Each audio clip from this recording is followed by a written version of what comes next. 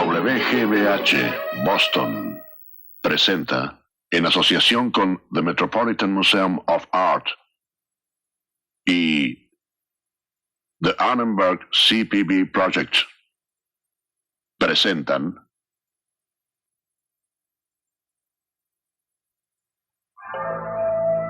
guerreros, atletas, artistas y colonialistas, navegantes y piratas, comerciantes y filósofos. Los antiguos griegos nunca dejaron de crearse problemas. Y en su talento para la creación y la destrucción, nos reconocemos a nosotros mismos.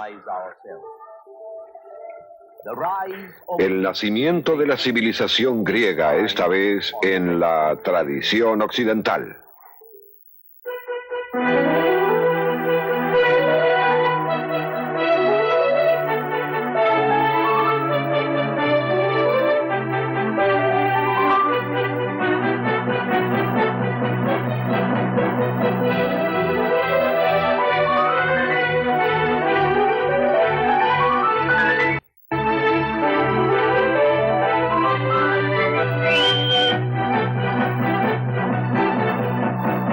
La tradición de Occidente. Y ahora el profesor Eugene Weber de la Universidad de Los Ángeles en su viaje a través de la historia de la civilización occidental. La tradición occidental comienza realmente con los griegos. Nuestra clase de instituciones, nuestra clase de pensamiento, hasta nuestra forma de pecar, todo está relacionado con el racionalismo del pensamiento griego. Los griegos no toman prestado al mundo, no lo atribuyen a la voluntad de Dios, no se abandonan al destino, sino que se cuestionan y buscan respuestas. El filósofo griego Platón escribió una vez: la filosofía es hija del deseo de saber. Fue un don de los griegos el cuestionarse por las cosas que estimulaban su deseo de saber, y su insaciable curiosidad dio como resultado una inestabilidad, una inseguridad, pero también una grandeza. Comencemos con una Grecia de hace 3200 años, alrededor del 1200 a.C., cuando una serie de invasiones y guerras sacude al mundo antiguo, desde Anatolia hasta Egipto. Esta es una escena de la Odisea. La mayoría de lo que sabemos sobre los 400 años, entre 1200 y 800 a.C., proviene de la Odisea y de otro poema épico, la Ilíada, ambos atribuidos al poeta griego Homero. El primer poema, la Ilíada, cuenta cómo los griegos saquean y destruyen Troya, una ciudad asiática cerca del Helesponto. El segundo poema, la Odisea, representado en esta pintura romana, cuenta lo que le ocurre a Odiseo, el rey de Ítaca y líder de los griegos, luego de la guerra de Troya.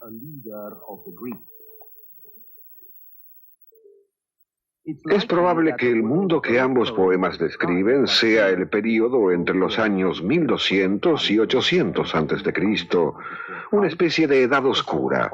Oscura porque sabemos muy poco sobre ella y también porque la vida era mucho más difícil y corta que lo usual.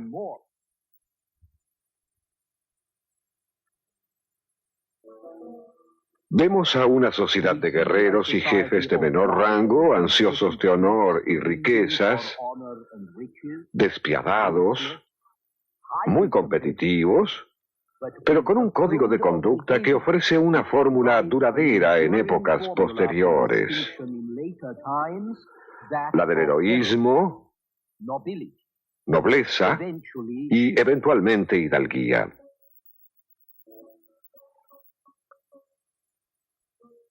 Hacia el siglo VIII a.C., la búsqueda heroica de la gloria había sido ritualizada por los griegos a través de juegos altamente competitivos y evocando a aquellos realizados en Olimpia en el año 776 a.C. El nombre griego para dichos juegos era agón, la palabra para concurso o competencia de la cual deriva nuestra palabra agonía. El honor por el cual se luchaba era tan grande que ni la agonía, ni siquiera la vida, eran un precio tan alto como el de ganar.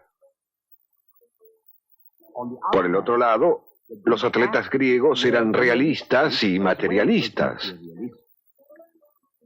Se enfrentaban a la agonía de la competencia porque querían ganar premios. Un ganador podía ser alimentado, vestido y posiblemente cobijado a expensas de la ciudad por el resto de su vida y no pagaría impuestos. Más tarde, a través de los siglos, esta forma tan sensitiva de tomar en cuenta la competencia iba a ser esterilizada por la gente que pensaba que la base era la preocupación material. Querían ver el sacrificio noble, no la ambición mundana, de manera que la imagen del atleta agonistes, el atleta que sufre en su búsqueda, pasó a ser parte importante de la cultura greco-romana. Fue tomado por los primeros cristianos que fueron parte de esa cultura, por supuesto, y que estaban comprometidos en una terrible lucha entre el bien y el mal, y que luego sería revivido por los protestantes en el siglo XVI y por los victorianos en el siglo XIX, y que se encuentra entre nosotros en la actualidad, como se puede ver en la desaprobación de los admiradores modernos cuando descubren que sus héroes son personas de negocios, así como también atletas. Los valores heroicos de la Ilíada y de la Odisea han llegado hasta nuestra época 3000 años más tarde. Pero esto no significa que el héroe homérico sea como el caballero medieval que combate en pos del honor. El héroe homérico puede ser noble, pero también perspicaz. Odiseo, a quien se ve aquí cegando al monstruo cíclope, Odiseo no es solo un buen navegante, sino un delicado atleta. También es inteligente, astuto, un maestro del engaño y de los cuentos artificiosos, como la diosa griega Atenea cuenta aquí con orgullo más que con culpa. Atenea se compara con Odiseo diciendo: tú eres mucho mejor que todos los mortales en consejo y en discurso, y yo soy celebrada entre todos los dioses por mi astucia y mi habilidad. Lo cual les dice algo no solo sobre los héroes griegos, sino también sobre la religión griega. Sus dioses como Plutón y Perséfone, que ven aquí, pueden haber sido supernaturales y superhumanos, pero también eran hombres y mujeres con fisiología humana y pasiones humanas. Esta humanización de los dioses fue algo nuevo, una revolución en religión.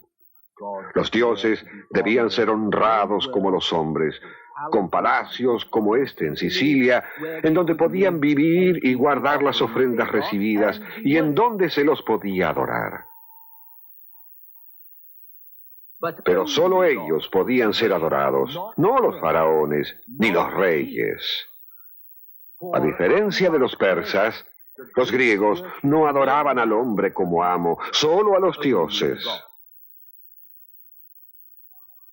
Aunque ahora, y por primera vez, el hombre es la medida de todas las cosas, como dijo el filósofo griego Pitágoras en el siglo V a.C.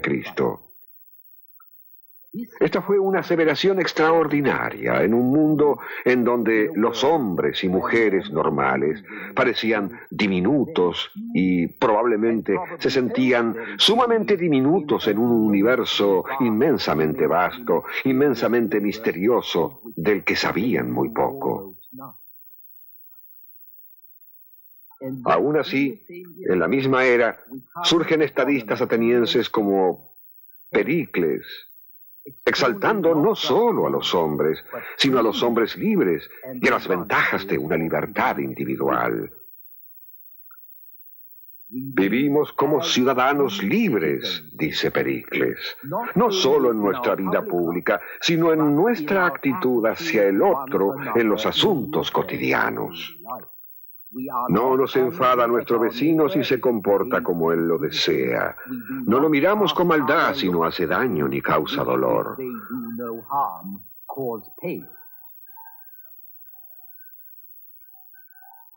Las ruinas de Atenas siguen siendo monumentos de la visión de Pericles, de su ciudad como centro del arte, de la literatura y de una arquitectura maravillosa.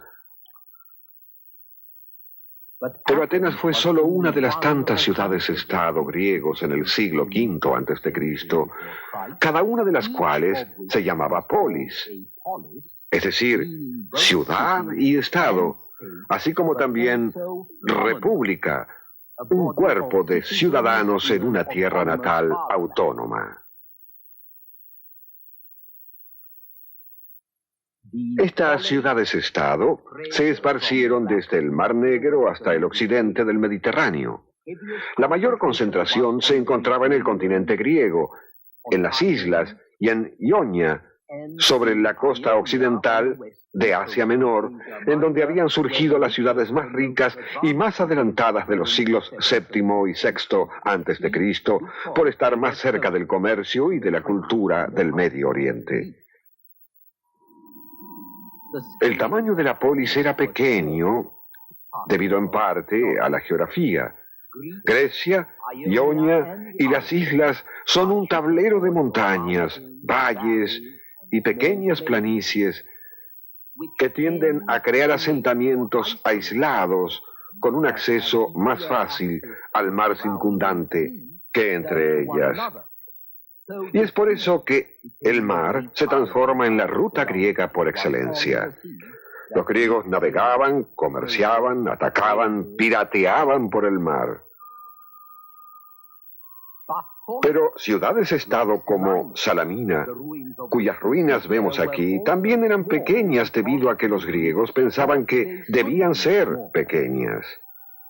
Platón pensaba que la ciudad ideal debía tener 5.000 ciudadanos, lo que realmente significaba una población de 20.000 o más, sin contar algunos pocos residentes extranjeros. Las mujeres, los extranjeros, los esclavos, por supuesto, no tenían derechos civiles en la antigua Grecia, pero eso fue así en casi todo el mundo hasta el siglo XIX. Algunas de ellas eran muy pequeñas y solo 3 en el siglo V a.C. tenían más de 20.000 ciudadanos. Atenas entre ellas. Pero cualquiera fuese su tamaño, cada polis griega tenía su propia personalidad, leyes, patriotismo, y al mismo tiempo cada una compartía el orgullo común de ser heleno, parte del mundo de la Hélade, que no es una nación ni una raza, sino una comunidad cultural y un concepto muy poderoso. El mito homérico atribuye a la comunidad de la Hélade un ancestro común, un héroe llamado Heleno o Helenos, y a la acción común en la guerra de Troya. Históricamente, sin embargo, el sentido de comunidad era algo impulsado por la experiencia extraordinaria de las guerras persas. Entre mediados del siglo VI a.C. y comienzos del V, los griegos provocaron y también sufrieron el inmenso poder del imperio persa. Vencieron a los persas no solo una, sino varias veces, más notablemente en Maratón en el año 490 a.C., en Salamina en el 480 y finalmente en Platea al año siguiente. Maratón y Platea fueron grandes victorias de lo que los griegos llamaron hoplitas, lucha de infantería disciplinada y altamente armada y en formación cerrada. Estas hoplitas se transformarían en la base del éxito militar griego durante los próximos 2 siglos. Pero Maratón y Platea también fueron grandes victorias debido a la noción de comunidad.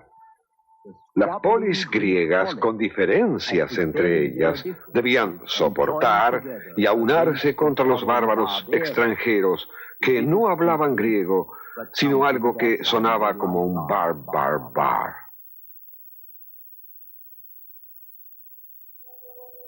Como Temístocles, el comandante ateniense dijo, luego de haber destrozado una flota persa en Salamina, no somos nosotros los que lo hacemos. Esto significaba no nosotros los atenienses, sino todos los griegos juntos, todas las Hélades. Y de estas victorias surge una toma de conciencia de Grecia y de un espíritu común que no había existido antes.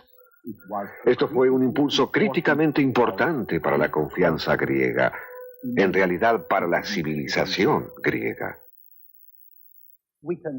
Podemos hablar de civilización griega porque, a pesar de las dispersiones geográficas, de la fragmentación política, de interminables conflictos sangrientos, los helenos compartían una fuerte unidad cultural del lenguaje, mitos comunes, costumbres similares, se podría decir de una personalidad cultural común. No importaba en qué polis vivían, adoptaban con rapidez las destrezas y prácticas que les parecían útiles y las mejoraban y las hacían propias. Tomaron el alfabeto fenicio, le agregaron vocales y lo transformaron en griego. No inventaron la alfarería, pero la individualizaron.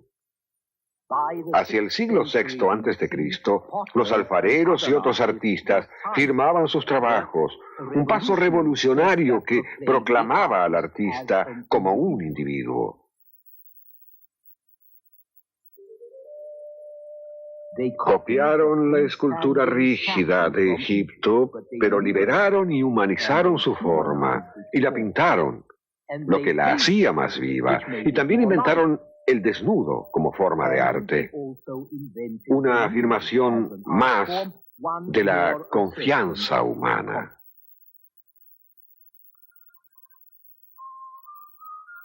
Hacia el siglo V a.C., la personalidad cultural griega se había asentado en una empresa de dimensiones enormes, la Acrópolis, la ciudadela de Atenas sobre una colina.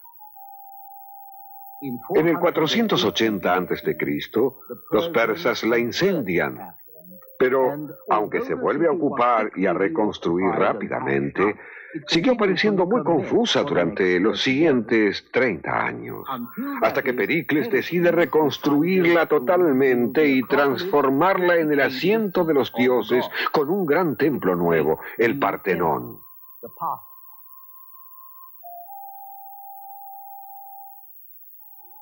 En su interior se erigía una estatua gigante de la diosa Atenea, como testigo de su poder y del poder de la misma Atenas. Todo se hizo con tanta rapidez, en unos 11 años, que el mérito técnico impresionó tanto a los griegos como a la grandiosidad de los resultados.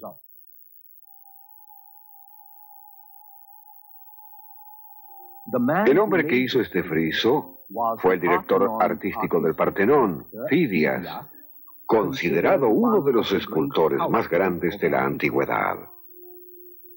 Tenemos algunos de sus grandes trabajos, así como también el trabajo de otros escultores al estilo Fidias. Muchos críticos, antes como ahora, admiran la restricción, la nobleza, la armonía que los transforma en ejemplos del estilo clásico, ideal e idealista. Este es el trabajo de otro escultor, Praxíteles, quien esculpió 100 años luego de Fidias, a mediados del siglo IV a.C. Praxíteles liberó las formas clásicas algo rígidas, dándoles más calidez, algo necesario como podemos ver en esta Afrodita de Fides. Los griegos han recorrido un largo camino desde la edad heroica de Homero, no solo en arte y cultura, sino también en política, una palabra, por supuesto, derivada de polis.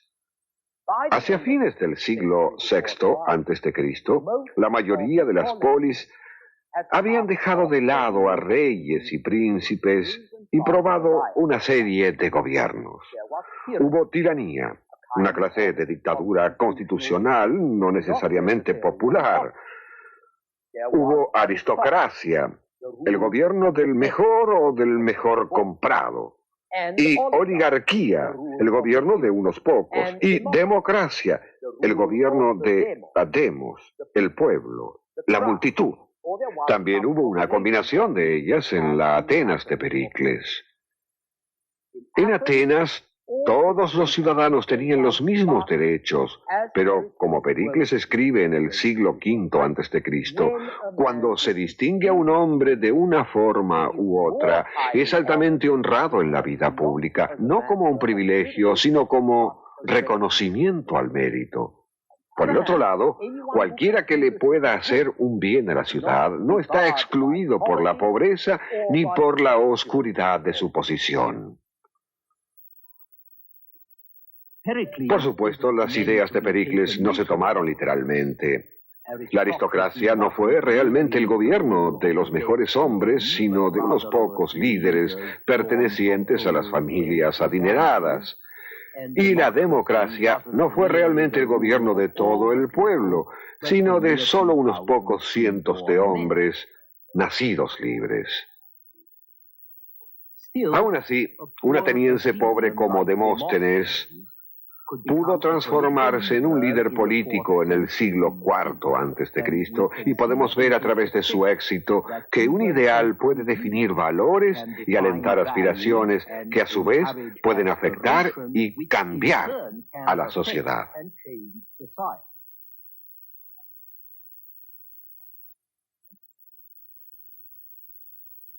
Debido a la forma en que los griegos elegían a sus gobernantes, y a que la forma en que eran gobernados era susceptible de cambio, también tenían un sentido de la historia. No es accidente que el historiador más grande de la antigüedad, Tucídides, fuese griego. La historia habla de los hombres, mujeres, instituciones que cambian en tiempo y espacio. Y Tucídides vio ese cambio a su alrededor en el siglo V a.C. A diferencia de los egipcios que estaban tan impresionados por la continuidad y las largas cronologías, a diferencia de los mesopotámicos que estaban tan impresionados por las catástrofes inducidas sobrenaturalmente, Tucídides estaba más interesado en los motivos discernibles de los actos humanos. Atribuía decisiones, acciones y resultados a factores objetivos como la cultura y la economía, en lugar de pensar en una intervención sobrenatural. Por supuesto, la mayoría de los griegos no eran tan objetivos.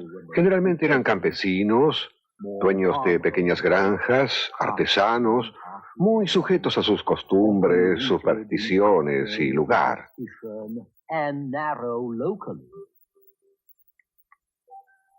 Pero las invasiones persas del siglo VI a.C. y la gran lucha nacional contra el imperio persa en el siglo V trae aparejada la sospecha de que tal vez era mejor morir que transformarse en esclavo. Que podía tener sentido enfrentar la muerte no solo por uno mismo, sino, aunque parezca increíble, por los hogares del prójimo, aún por el de los desdichados que vivían en las aldeas. Una humanidad común o un helenismo común podía ser más importante que las propias costumbres y prejuicios locales. Había también hombres que eran más importantes que los que parecían importantes, hombres de los que todos hablaban, hombres como Temístocles, quien dirigió a la flota ateniense en la gran victoria sobre los persas en Salamina en el 480 a.C., la victoria que salvó a Grecia. Arístides el Justo, un contemporáneo de Temístocles, tan honesto, administraba las finanzas de Atenas y las de sus aliados. Milcíades, el héroe de Maratón. Hipias de Mileto, quien hizo un cuadro de la tierra mostrando todos los países, las ciudades y los ríos. Y Pitágoras, el sabio maestro que descubrió tanto sobre los números y sobre la perversidad del mundo. ¿Qué tenían estos hombres que los hacía tan diferentes de los campesinos que se encontraban en el ágora un día de mercado? Poseían sofía, sabiduría, arete, virtud.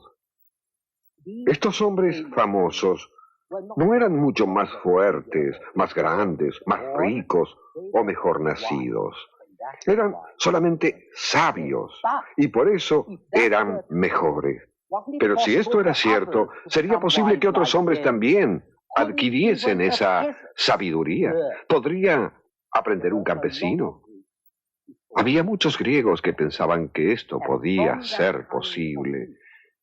Y de esa clase de pensamiento surge la forma de mirar hacia el mundo y que ayuda a formar el curso futuro de la cultura de Occidente, tal como veremos en nuestro próximo programa.